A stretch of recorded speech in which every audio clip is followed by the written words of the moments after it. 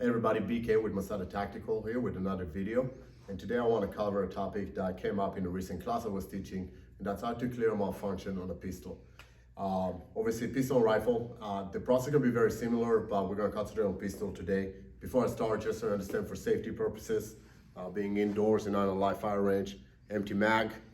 I'm going to use 2 dummy rounds and empty chamber on this Glock. All right.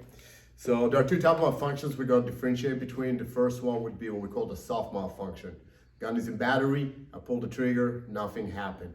It can be because of a bunch of different reasons. Either the magazine is not well seated, something wrong with the round, or a mechanical issue with the pistol itself. Sometimes it may be just that I have no round in the chamber. Regardless, I'm going to address them all the same. And the way I'm going to mimic it right now, I'm going to load this mag. And again, being that it's a dummy round, when I pull the trigger, nothing is going to happen, right? So if I get on target and I pull the trigger, nothing happens. The process is pretty simple. I'll remove my finger off the trigger just for safety. Make sure the magazine is well seated in case it wasn't.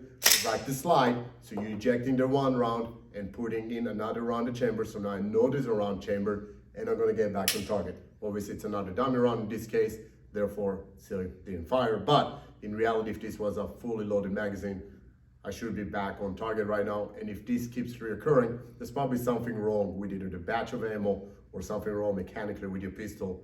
And now we have to reassess that as well. A hard malfunction is typically going to be a double feed on a pistol, could be a stovepipe, but for whatever reason, I cannot just tap and rack. The way we're going to simulate that or create a double feed is we're going to take 1 dummy round and put it in the chamber, and then we're going to load a magazine. If I was in a live fire range, it can be actually live ammo, right? And I'm gonna try and drop the slide on it.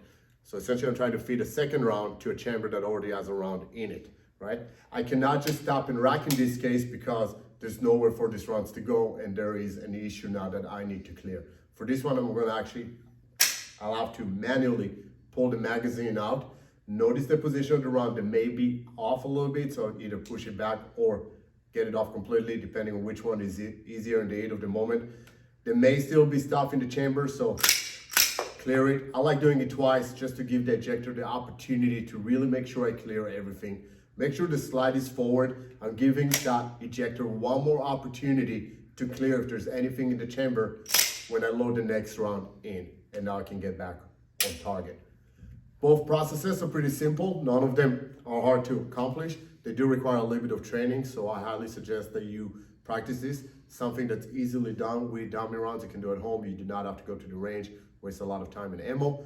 Every so often, certainly practice it with live ammo as well. Make sure you get back on target as soon as you clear this the malfunction.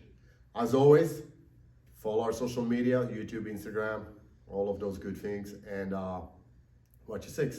Till next time.